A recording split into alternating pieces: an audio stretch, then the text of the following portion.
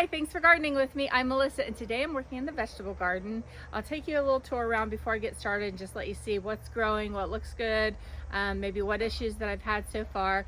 Today I'm going to be harvesting my onion, which they're definitely ready to be harvested, and I'm going to be re-sowing some beans. They're early beans, they're Italian beans, which I love, and we have plenty of time to get those to harvest this year still. And I may just harvest the potatoes from my grow bag. So stay tuned and I'll show you what it looks like.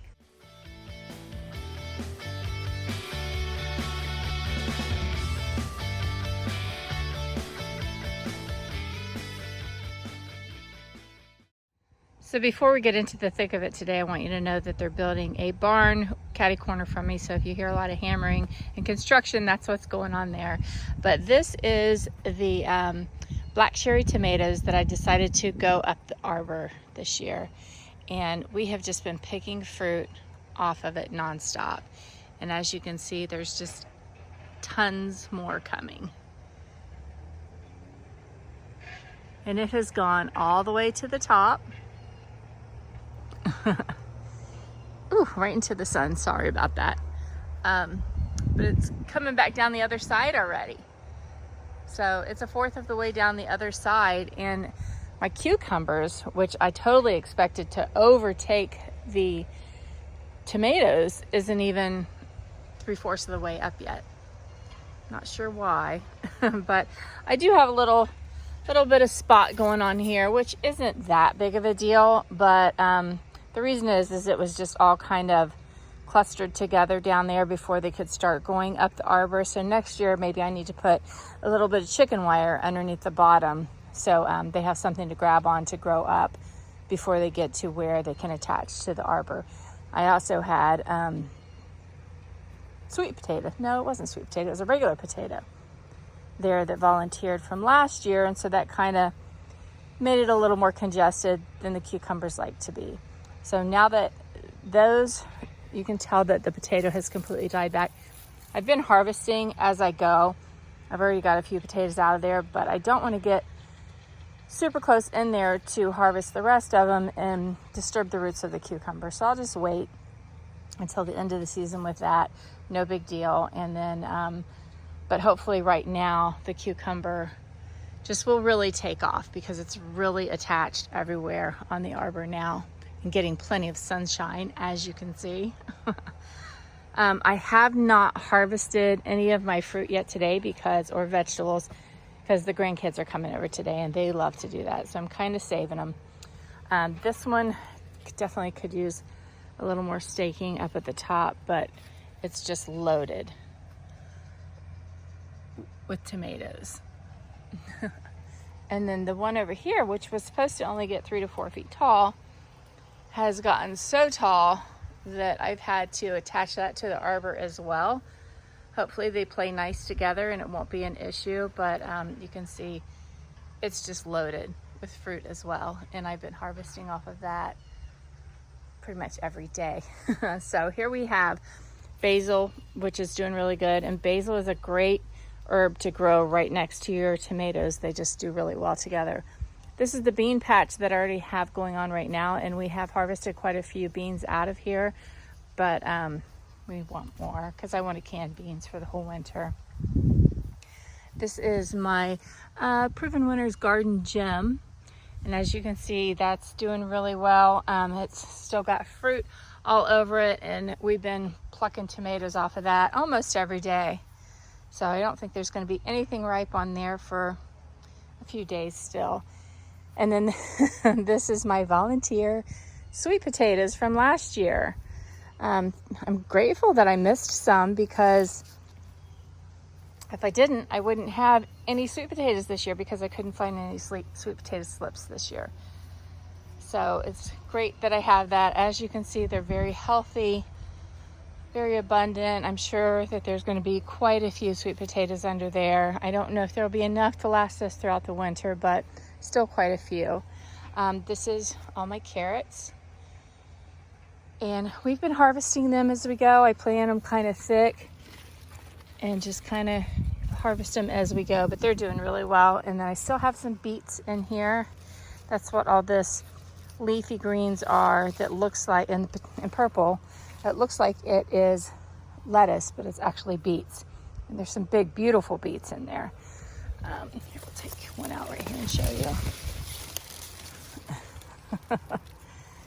It's really nice. It's as big as a softball, I would say. So some great beets down in there. It's doing really good this year.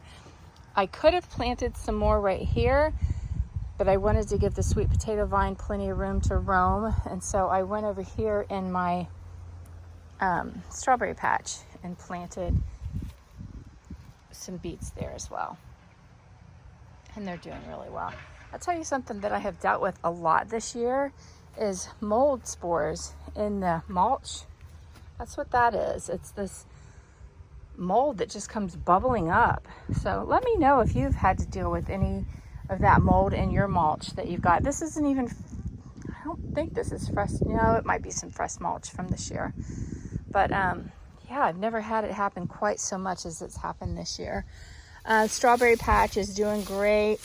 I don't know if there's any that are quite ready yet. There might be a couple in there, but we harvest all the time, and you can see that there's little buds everywhere. Now I did just top this off with some fresh compost yesterday, so I'm assuming that I'm going to get a nice flush of fruit coming from that because it'll love that.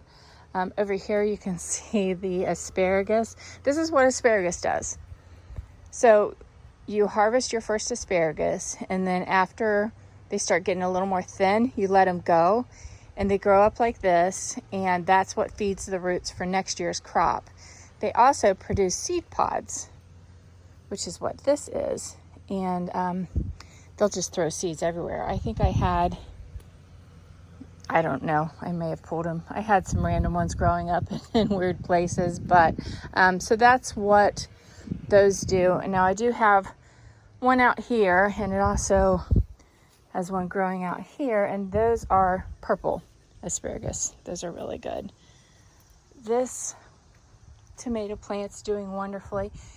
Now, my tomato plants may look a lot different than yours, but that's because I always cut off the stems that are growing in the little corners. Not like, here's one that I've missed, so I'll show you what I mean. Oh, I've missed a couple. So see how there's the main stem, and there's a leaf, and then right in the corner you get these little guys that come up. And the little guys are the ones that make your plants a mess. They do produce some fruit, but not a lot, and they don't look really all that great. So getting rid of those keeps your plant nice and healthy. The air can get to the leaves, so you don't end up with a bunch of disease. Also, I take off the bottom leaves, and see, like, as you can see, this has a little bit of something on it. Not a lot, but this one has a little bit more on it. So I may just go ahead and take off those bottom leaves too. They're just totally not necessary. Back here, which I'll never plant one back here again, I didn't take into consideration how big the ferns of the asparagus get. And so it's not getting as much light as I know it really wants. But it's still doing fine. I mean, it has some really nice green, big tomatoes on it, and it's a beefsteak. But I haven't had one off of here yet. So see, you can get these little ones growing in there that it just makes it a lot more wild than what you would really want it to be.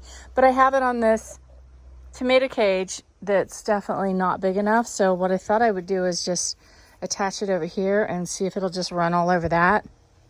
I don't think that I will take the ones going the other direction and do that though, because that might bend them and break them. So I don't want to do that. This mess back here is all from volunteers that came up back behind the trellis that I couldn't get to. And then I also have some weeds growing back here behind the trellis. So that's something that you got to consider when you put in a trellis, that you've got weeds that you won't be able to get to. This is a bean that's self-seeded from last year. So I just noticed that when I was clearing out some of the sweet peas that were growing there. This is 2 actually zucchini plants, and those are the only 2 in the ground that have survived. The rest of them have succumbed to the zucchini bug. I tried to save them, but again, I'm an organic gardener, so what I did is I tried to get out there and pluck out the worm, but I think I was just a little too late. But we were able to get some zucchini off of them. These are huge. So if you look down there, I put some more dirt over it. I got the bug out of it and put some more dirt over it, and it seems to be okay. I might have gotten it soon enough. This is a yellow tomato, which has got beautiful fruit growing all over that. Again, that and the one down there is ready to be harvested today. I haven't harvested them because I'm letting the grandkids do it when they get here. And then this little guy is a Roma tomato, and he's just loaded with fruit. Absolutely loaded with fruit. So that'll be fun. This is the first year that I have grown corn. I don't have a lot of it because a lot of it didn't come up. I have found corn stalks in random places throughout the yard, so I'm assuming that the squirrels dug it up and buried them someplace else. But I do have little baby corns in there. That'll be exciting. I have no idea what to expect. If they're going to be good, I don't know. We'll find out.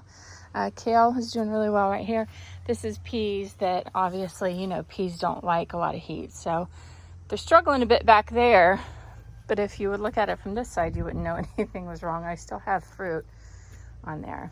Not fruit, vegetables. Don't know why I keep calling them fruit. And let's see over here, back by the trellis, we have rosemary, some more kale, herbs back there. This is a tomato plant that I planted that is ready to be harvested. This is my zucchini, or not zucchini, jalapeno plant. And next year I think I'll plant a couple of them, but he needs to be staked for sure. So I'll do that today. And then we have my other pepper plants over here. They're doing really well. This one is starting to color up. So that's exciting. It takes them forever to color up. Then I have scallions over here. As you can see, they're doing really well. And then this is what I'll be harvesting today. This is the onion patch. So as you can see, I have quite a few. So what I'll do is I'll pick them all, put them in that little basket, and then I will lay them out on the workbench in the garage for a couple weeks and just let them dry out. And then as they lay it out and dry out, they also sweeten. And these are sweet onions and red onions. So they sweeten as they dry out. So that should be a pretty nice harvest. I'll be able to share some with the kids and have plenty for quite a while. So here we go. I'm going to go ahead and start harvesting those and show you what that looks like. So I don't know if I mentioned, but this is also where I'll be putting my beans today. So just knock the little excess off. Start it back here in the back.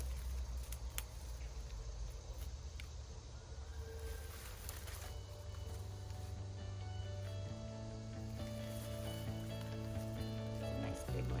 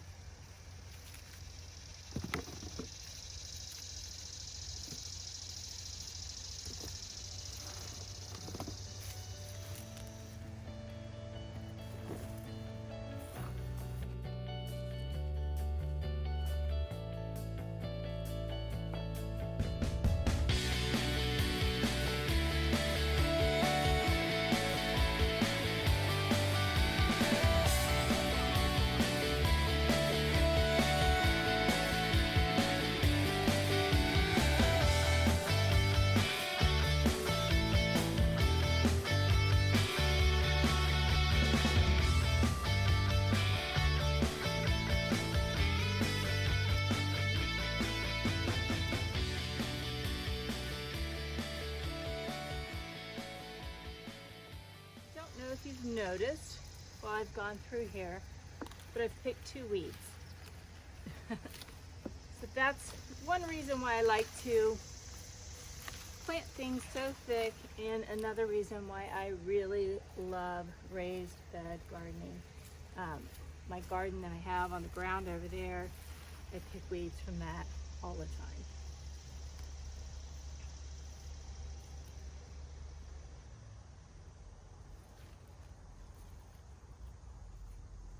All right, I think that's it. So I'll get these laid out and show you what it looks like. So here it is, the onion harvest for 2021. I would say it's not too shabby.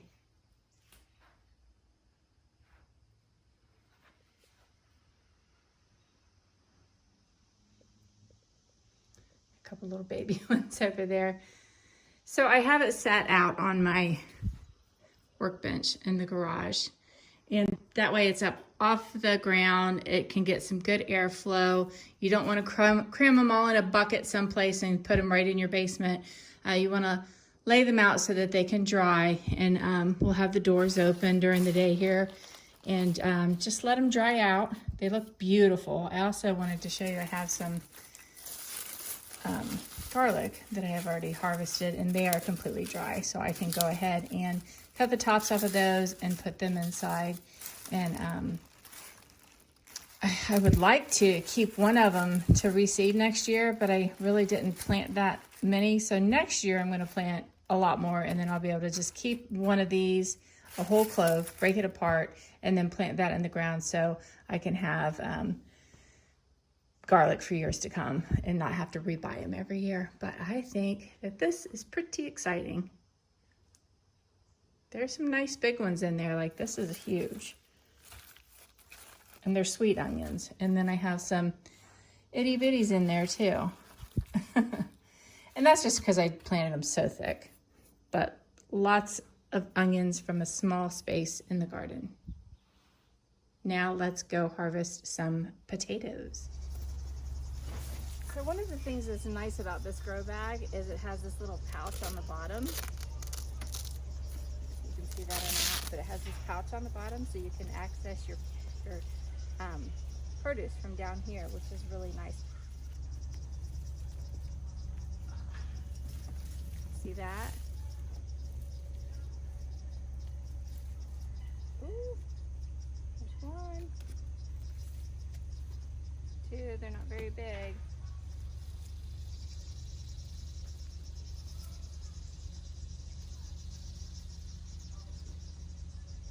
3, they're pretty though.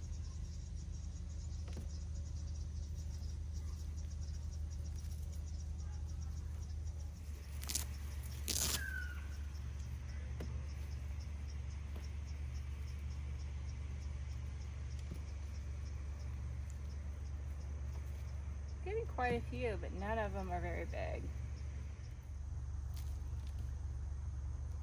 The nice thing is that you can just harvest them like this, so you don't have to worry that you're going to damage any of them with a shovel or anything.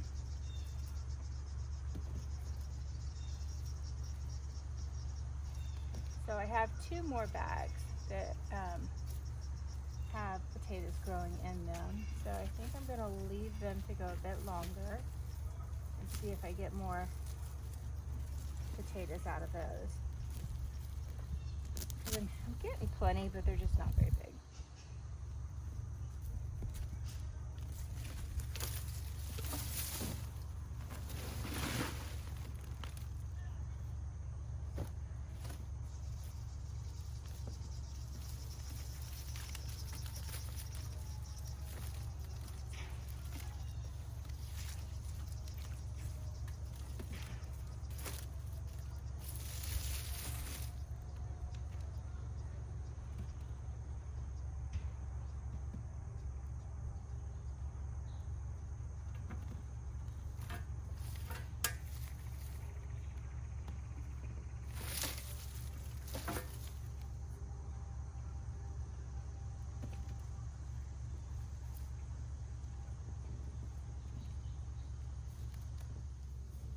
So this is my harvest from 1 grow bag. Wouldn't say it's my best potato harvest I've ever had. They're plenty, they're just not very big. So they probably would have continued growing if I would have left them in the pot. I was just a little anxious to see what they look like, but like I said, I do have a couple more grow bags, and I think I'll just leave the potatoes to continue growing in there so they can put on a little bit of size. Something you want to think about, and I know I've mentioned it before, is crop rotation. You don't want to plant the same thing in the same spot year after year after year after year, because one, it takes the same exact nutrients from the soil, which will eventually deplete the soil, and if you do add compost, that helps. But just the best way to do it is to just rotate your crops. You also have less problems with disease and with pests if you do that. I'm not sure exactly the science behind it, except for like even with my zucchini that I plant, if you plant the same thing in the same spot, which I did plant the zucchini there a couple years in a row just because I don't really have any place else to put it where it can grow that big right now. The zucchini squash, when the bugs emerge, they lay their eggs there. So if they lay their eggs right there where you put the squash the very next year, they have a food source right there.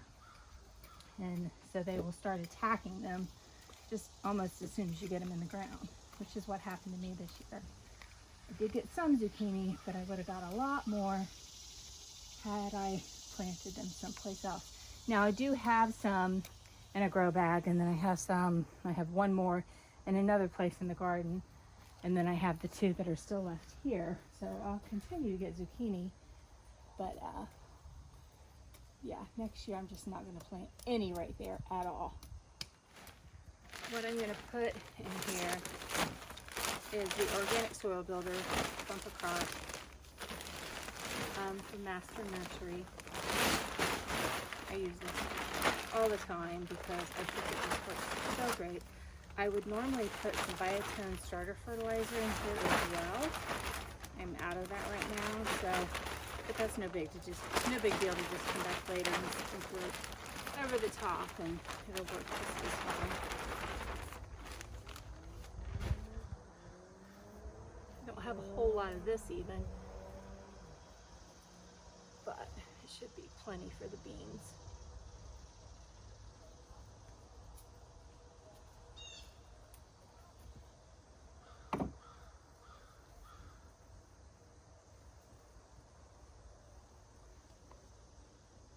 Hole in the side here. This is the bean that is from the Italian beans, and they're delicious. So I have some planted over there. And these are bush beans, which I prefer. I did grow some pole beans last year, which is fine, but I just prefer these. They're just easier to get to.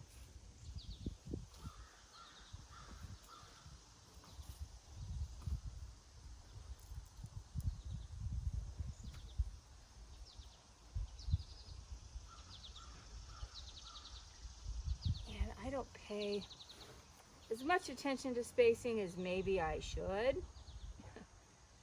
It's just kind of different when you do raised bed gardening because you're never like walking between the rows. So you don't ever have to worry about stomping down your soil or leaving yourself enough space to walk in between the rows.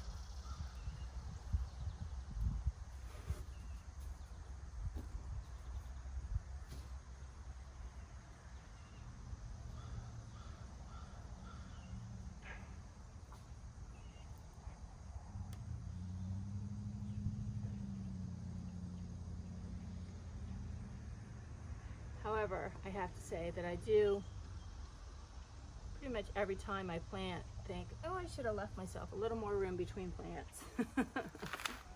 But and then at the same time, then I do the exact same thing the next time. I'll never learn. But it doesn't hurt me. I don't get less crops than I would. It's just they're just like leaning on each other quite a bit.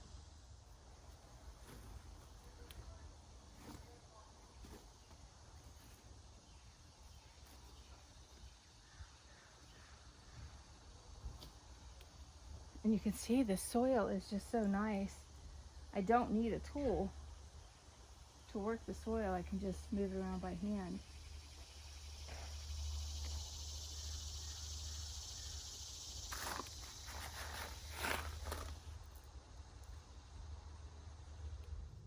So there you have it. These are my root crops that I harvested today. I do still have some root crops out there, but I have my sweet onion, my red onion, garlic that I harvested the other day, a massive beet, and some nice potatoes. Not bad for a raised bed garden that is a smaller space. We are putting in a larger raised bed garden next year. So I hope you subscribe to my channel so you can kind of just keep tabs on what I'm doing next year. We have some big things going on. I want to espalier some fruit trees.